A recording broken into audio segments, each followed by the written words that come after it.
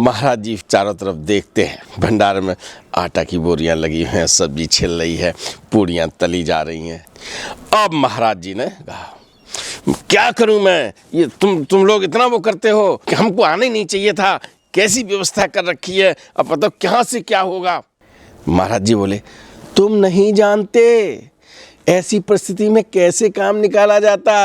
10 का नोट दे, वो तेरे को रोक देगा वहाँ।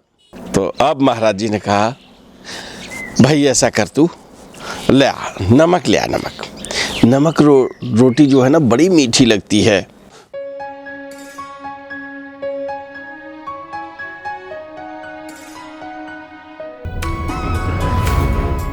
चमत्कार से पहले उसे पता हो कि चमत्कार होना है, और ऐसा भक्त जिसे चमत्कार में महाराज जी ने साझीदार बनाया।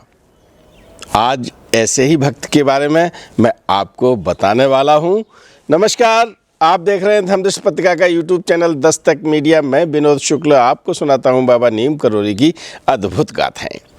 अद्भुत गाथाओं की श्रृंखला में आपको महाराज जी की कथाएं सुनाता हूं, आपको मंदिरों के दर्शन कराता हूं, महाराज जी के अन्नदान की जो मुहिम चल रही है वो भी आपको कभी कभी बताता हूं, और बताता हूं मैं आपको किसी एक ऐसे भक्त के बारे में जिन्होंने महाराज जी का मानव देह लीला में सानिध्य पाया हो और चमत्कारों का साक्षी रहा हो। आज ऐसे ही महाराज जी के अनन्य भक्त किशन चंद तिवारी। कभी हम आपको किशन तिवारी जी कहेंगे, कभी केसी तिवारी भी कह सकते हैं। तात्पर्य यही है कि मैं बात कर रहा हूँ पूज्य श्री किशन चंद तिवारी के बारे में। आपका जन्म नैनीताल में मध्य वर्गीय परिवार में, ब्राह्मण परिवार में हुआ, और आपके परिवार में पूजा पाठ का बड़ा माहौल था। तो संस्कार, वहाँ के जो वातावरण था, और पूरी विधि विधान से पूजा होती थी। जैसे पूजा करने गए तो उसमें ये नहीं है कि ऐसे ही कभी अगरबत्ती लगा दी, कभी धूप बत्ती लगा दी। जो उनकी व्यवस्था थी उसी के हिसाब से, और उन संस्कारों को बच्चों में भी अपने आप आ जाते हैं। बच्चे जब माहौल देखते हैं तो वैसे ही बच्चे हो जाते हैं। तो किशन चंद तिवारी को ये भगवान की कृपा से एक ऐसा उपहार था जो परिवार की तरफ से मिला था। दूसरा, उनकी शिक्षा, आपने उच्च स्तर की शिक्षा पाई। और मैं आपको बता दूं कि जो सामाजिक बंधन होता है, सामाजिक उत्तरदायित्व होता है, उसके लिए धन की आवश्यकता होती है, और उस धन को आपने बिरला कॉलेज नैनीताल में है, उसके प्रिंसिपल शिक्षक रहे, फिर प्रिंसिपल रहे। तो एक तरह से जो शिक्षा आपने प्राप्त की, जो शिक्षा का माध्यम बना, वो 2 तरह की शिक्षा मिली आपको। एक समाज में जो शिक्षा मिलती है वो, और दूसरी आध्यात्मिक शिक्षा। आध्यात्मिक शिक्षा में महाराज जी का सानिध्य पाया, वो भी शिखर पर पहुँचे वहाँ पर, और अपनी शिक्षा पाई, उसके लिए भी आपने एक सम्मानित पद पाया। मुझे जो पता चला है कि बिरला जी जब अपने विद्यालय में आते थे तो किशन चंद तिवारी के पैर छूकर सम्मान करते थे। कहाँ एक देश का उद्योगपति, कॉलेज का मालिक, लेकिन एक विद्वान, कहते हैं ना, विद्वान सर्वत्र पूजते, जहाँ भी होता है तो पूजा जाता है। तो चलते हैं किशन चंद तिवारी के साथ। आप नैनीताल ही चलते हैं, जहाँ नैनीताल में उनका जन्म हुआ। और नैनीताल में हनुमानगढ़ी, समझ गए होंगे ना, हनुमानगढ़ी महाराज जी ने कैची धाम से पूर्व जहाँ हनुमान जी का मंदिर स्थापित किया, वहीं जो उत्सव होना है, स्थापना जो हुई है, उसमें भंडारा होना है। बड़ी तैयारी है, चारों तरफ से बड़ा लोगों का, भक्तों का उत्साह देखने लायक बनता है। तो वहाँ महाराज जी विराजमान हैं, और जो भक्त हैं उनमें किशन तिवारी भी हैं। हनुमानगढ़ी का शुभारंभ होना है, और ऐसे अवसर पर महाराज जी के भक्त बड़ी तैयारी में हैं। भजन कीर्तन चल रहे हैं, पूजा हो रही है, उत्साह तो हर भक्त में कूट कूट के भरा हुआ है। अब कभी कभी ऐसा होता है ना भक्त में कि एक भक्त किसी बात से दूसरे भक्त से थोड़ा सा किसी बात पे नाराज़ भी है, लेकिन ऐसे समय में सबने अपनी छोटी मोटी अनबने भी भुला दी हैं और पूरी तैयारी से चल रहे हैं।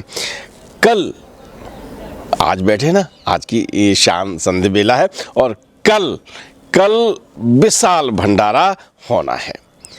महाराज जी के पास भक्त आते हैं और उस आयोजन के प्रभारी हैं हरि बाबा। आपने सुने हैं, कई प्रसंगों के साथ उनका उल्लेख हुआ है। तो जो भंडारा वहाँ पर है वो हरदा है। हरदा भी बताते हैं, कहते हैं महाराज जी ये तैयारी कर ली है। दूसरे भक्त आते हैं वो भी कहते हैं कि ये तैयारी हो गई है। और महाराज जी फिर चारों तरफ देखते हैं। भंडारे में आटा की बोरियां लगी हैं, सब्जी छिल रही है, पूड़ियाँ तली जा रही हैं, है ना। अब आके बैठ गए हैं और जो मुख्य जो कार्यकर्ता हैं वो भी हैं और हर एक ये बताना चाहता है कि हमने मेहनत की है ना। और कभी कभी ऐसा होता है। तो ये सब चल रहा था, सब तैयारी का निरीक्षण कर लिया था महाराज जी ने और बड़े प्रसन्न थे। अचानक महाराज जी ने ये पूछा कि भाई हम लोग तो बड़ी तैयारी कर चुके हैं, लेकिन हमने जो यहाँ देखा उसमें हमें ये नहीं दिखाई पड़ा कि हम भोजन कराएंगे किस में, भोजन प्रसाद किस में देंगे। और ये साहब इतना पूछते ही सारी तैयारियों पर पानी फिर गया था, क्योंकि सब कुछ तैयार था। सब्जी बन रही थी, प्रचुर मात्रा में थी, पूड़ियाँ तली जा रही थीं, सब कुछ प्रचुर मात्रा में है, लेकिन पत्तल लाना भूल गए। और कभी कभी होता है, बड़े बड़े आयोजन होते हैं और एक छोटी सी चीज़ जो होती है और जब वो नहीं होती है तो आयोजन धरा का धरा रह जाता है।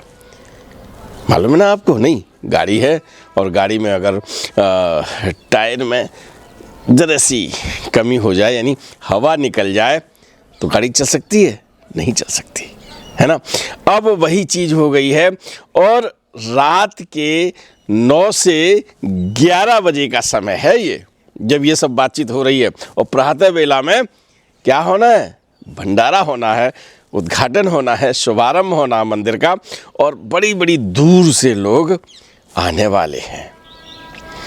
सब तैयारी। अब खिलाओगे किस में भाई? अब 2-4 आदमी हो, चलो भाई बर्तन कहीं से अरेंज कर लिए जाएंगे, उसमें खाना खिला दिया जाएगा। बड़ी संख्या में भक्त आने वाले हैं और उन भक्तों को हम जिन पात्रों में खिलाने वाले हैं, यानी पत्तल हैं, वो नहीं है।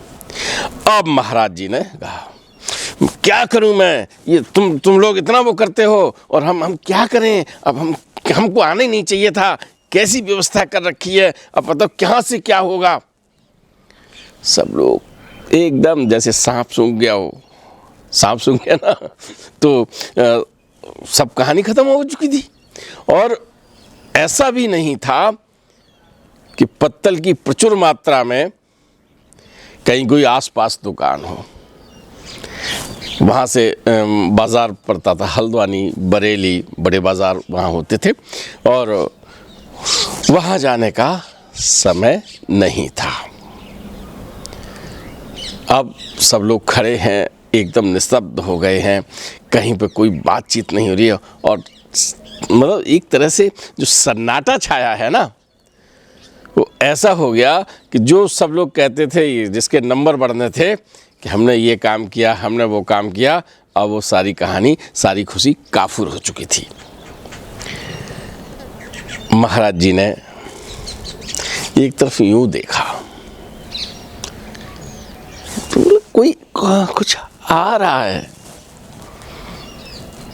उस समय का सन्नाटा यूं टूटा, ये कुछ आ रहा है। और जब उस तरफ और लोगों की निगाहें गईं तो उन्हें लगा कि कोई जानवरों का काफिला चला आ रहा है। लोग उसकी तरफ मुखातिब हुए। कुछ पलों में वो और नीचे ऊपर से दिखाई पड़ रहा था, पहाड़ी पर से नीचे का जो मंजर था वो दिखाई पड़ रहा था। वो और आप पास में आए तो देखा कि गधों पर कुछ सामान लाद के कुछ व्यापारी लोग जा रहे हैं और उनमें से एक भक्त तो उछल पड़ा, अरे इसमें तो पत्तलें हैं। तो जैसे ही उसने ये आवाज़ लगाई, महाराज जी ने कहा, अच्छा पत्तलें हैं, ऐसा करो जाओ खरीद लाओ, सारी खरीद लेना, ज़्यादा मोल भाव नहीं करना, मोल भाव किया तो फिर काम बिगड़ जाएगा, जाओ जल्दी जाओ। और फिर वहाँ से उत्साहित जो भक्त हैं वो जा रहे हैं। एक बड़ा संकट टल गया था, कहते ना कि आदमी की इज्जत में बनाती है ना, तो वो जो है स्थिति पैदा हो गई थी। भक्त गए वहाँ, उनसे व्यापारियों से बातचीत की और जो पत्तलें थीं वो आ चुकी थी और तब तक आधी रात हो चुकी थी। अब आधी रात को ये इंतज़ाम हो गया और इस इंतज़ाम को होते ही अब इन जो सब तैयारी थी वो कंप्लीट हो चुकी हैं। अब भक्त लोग जिस उत्साह में थे उसी में वापस आ गए हैं। जो मायूसी थी वो समाप्त हो चुकी है। बड़ी संख्या में पूड़ियों का भंडार हो रहा है, उस तरफ सब्जियां हो रही हैं, मतलब कुल मिला के आज रात है, आधी रात से भी अब ज़्यादा का वक्त हो चुका है। महाराज जी ने कहा ठीक है चलो अपना अपना काम देखो। किशन दादा महाराज जी के पास बैठे हैं और कुछ बातें होने लगी।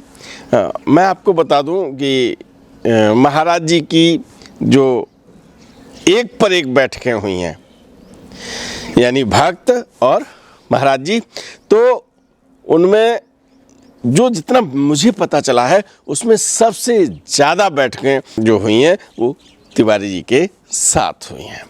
क्योंकि वो जब भी बैठते थे, जब भी कहीं भी थे, उनके लिए ये नहीं था कि महाराज जी किसी के साथ बातचीत कर रहे हैं, किसी से वो कर रहे हैं। किशनदा आए तो किशनदा अपने आप घुस गए, बैठे हैं और बहुत सारी बातें हुआ करती थी। तो वैसे ही महाराज जी रह गए हैं और किशनदा अपने कुछ बातें कर रहे हैं। थोड़ी रात और बीती और जो हरदा प्रभारी हैं हरि बाबा वो आए। अब वो अपना बहुत चेहरा लटकाए हुए हैं, आके खड़े हो गए। क्या बात, सच चल रहा है? क्या बात? मतलब चेहरा लटका हुआ तो महाराज जी ने 2 बार पूछा क्या बात क्या बात। तो हरदा की हिम्मत नहीं पड़ पा रही थी, क्योंकि जो तैयारियां बताई थी बहुत अच्छी तैयारियां थीं। बस वो तैयारियों के बीच पत्तल वाला प्रकरण हो गया और इसके बाद बोले बाबा जी वो घी ख़त्म हो गया। अब तो महाराज जी का गुस्सा 7वें आसमान पर। घी खत्म हो गया, कोई इंतजाम नहीं, अभी पत्तलों की व्यवस्था थी और पत्तलों की भगवान हनुमान जी ने व्यवस्था कर दी और अब तुम घी का लो गया, चलिए भागिए यहाँ से, मुझे तो आना ही नहीं था इस आयोजन में, मैं क्यों आ गया। हरदा चुपचाप खड़े हैं, किशनदा बैठे हैं। भाग जाओ यहाँ से, जाइए सामने से हटो। अब महाराज जी तैयार और हरदा अपना चुपचाप खड़े हैं और भाई पत्तलों का इंतजाम अनायास हो गया, अब घी कहाँ से लाया जाए। हरदा बड़ी हिम्मत करके बोले बाबा जी वो पूड़ियाँ हैं लेकिन पहले जो दौर में ही ख़त्म हो जाएंगी, तुम हमारे नज़रों से हट जाओ, मैं चाहता नहीं। और वो बढ़िया बातें किया करते थे, है ना। एक प्रोफेसर सुधीर मुखर्जी ने एक चैप्टर लिखा है, महाराज जी गालियों के मास्टर थे ना, वो कहते थे तुम तो वो भी उन्होंने सुना दी। आप समझ रहे हैं ना, मेरे बात कहने की है, आप वहाँ पहुँच गए होंगे। हरदा अपनी नज़र नीचे करते हुए उनके सामने से हट गए। किशनदा से कहा कि चलो सो जाओ। अब नींद कहाँ है ना, लेकिन प्रातः वेला में जब ब्रह्म मुहूर्त होता है, अब सोया तो कोई नहीं था, घी जितना था उसमें पूड़ियाँ तली गई थीं। हरदा भागते हुए आए। अरे अरे महाराज जी वो घी तो मिल गया, घी 3 थे। इतना जो उनका कहना था, बोले बेवकूफ़ हो तुमको पता नहीं है, लापरवाह हो, कहाँ से आया घी, कहाँ डाल दिया। और महाराज जी की डांट और ज़्यादा तेज हो गई। उठाओ, जाओ काम करो जाके। और वो घी पहुंचा, और घी पहुंचने के साथ ही पूड़ियों का काम चालू हो गया। इसके पीछे की एक जो कहानी है वही बताती है कि किसनदा कुछ अलग थे महाराज जी के लिए। हरदा जब चले जाते हैं, महाराज जी जब उनको डांट के वहाँ से जाने को कह देते हैं, यानी भगा देते हैं, तो फिर महाराज जी किशन से कहते हैं, सुन जा, टीन उठा ले, वहाँ से खाली टीन है, और जा पानी भर के रख जाके रास्ते में। और सुन, अगर किसी को बताया तो मैं तुझे निकाल दूंगा। अब महाराज जी ने क्या किया, हरदा चले जाते हैं, जब हरि बाबा चले जाते हैं तो किशन दादा से पानी भरवा कर रास्ते में टीन रखवा देते हैं। और वही टीन हरदा को मिलते हैं प्रातः बेला, यानी ब्रह्म मुहूर्त में। तो वो उसकी सूचना देने आते हैं। तो मैंने आपको बताया था, जब मैंने शुरुआत की थी तो मैंने बताया था आपको कि ऐसे भक्त के बारे में बताने वाला हूँ जो चमत्कार का साझीदार रहा है। तो महाराज जी ने वो टीन किशनदा से रखवाए, और किशनदा से कह दिया कि यदि तुमने किसी से कहा तो तुम्हें हम यहाँ से निकाल देंगे। तो जो चमत्कार होने वाला था उसके साक्षी रहे हैं हमारे पूज्य अनन्य भक्त किशन तिवारी जी। तिवारी जी ने अपने अनुभवों को दादा से बहुत बेबाकी से साझेदार बनाया है उन्हें, और कई यात्राएं की तिवारी जी ने महाराज जी के साथ। उन्हीं में से एक यात्रा 1963 में चित्रकूट की है। चित्रकूट की यात्रा का वर्णन करते करते बताते हैं कि जैसे ही महाराज जी ने कहा चित्रकूट जाएंगे, तो कई भक्त महाराज जी हम भी चलेंगे। और अब ऐसा तो संभव नहीं कि जितने संपर्क में हो सारे साझीदार चले जाएं, सारे भक्त चले जाएं। आध्यात्मिक यात्रा के वो साझीदार होते हैं, लेकिन उनमें से भी कुछ ऐसे होते हैं जो कुछ और पलों के साक्षी बनते हैं। तो 1963 की चित्रकूट की यात्रा 4 चर्च लेन से चालू होती है, और वहाँ जितने भी भक्त हैं उनमें से जो सिलेक्शन हो जाता है, यानी हम चलें में 13 सदस्यों का दल बन जाता है। 2 कारें मंगवाई जाती हैं, 2 गाड़ियों में वहाँ से शुरू हो जाता है मामला। कहाँ से?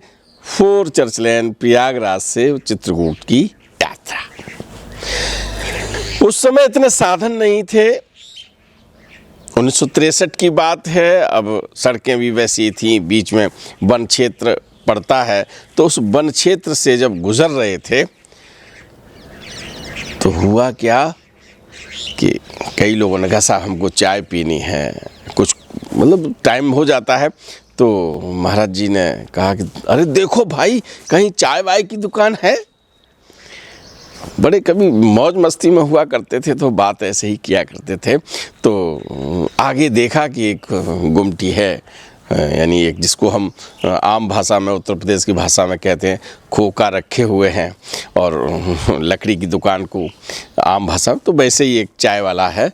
और तो उनका पूरा उनका दल, यानी दोनों गाड़ियां रुक गई, सब ने चाय पी, अंधेरा हो चला था। तो ऐसे में ये हुआ कि चलो कहीं रुका जाए। ऑनलाइन का ज़माना नहीं था कि साहब होटल बुक करा लिया, वहाँ पहुँच गए, ये हो गए। तब देखा करते थे कि अरे भाई चलो ये गांव है, इसमें रुकेंगे। और ऐसी जो यात्राएं होती थी बहुत ही रोमांचक और मज़ेदार हुआ करती थी। इधर उधर देखा तो कोई रुकने की जगह नहीं दिखाई पड़ी। एक जगह से थोड़ी सी रोशनी दिखाई पड़ी।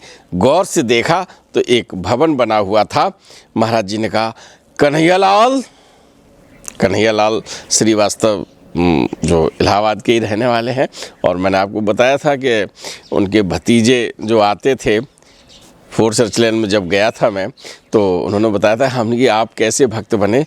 तो बोले महाराज जी जो जलेबी बांटा करते थे ना, उन जलेबियों को खाने के लिए अपने चाचा के साथ आते थे, कन्हैयालाल चाचा के साथ। तो उन्हीं कन्हैयालाल श्रीवास्तव से कहा, कन्हैयालाल जा देख। कन्हैयालाल वहाँ से उस तरफ जाते हैं तो एक अच्छा सा भवन बना हुआ है, और वो भवन था वन विभाग के जो अधिकारी आते थे उनके रुकने के लिए। तो वहाँ एक चौकीदार था। उसने कहा, ऐसे नहीं रुकते यहाँ पर, पहले से यहाँ बताना पड़ता है, हमारे अधिकारी लिख के देते हैं, तब यहाँ रुक सकते हैं। कन्हैयालाल वहाँ से वापस आ गए। महाराज जी से कहा कि वो तो ये कह रहा है कि अधिकारी पहले लिख के देंगे तब करेंगे।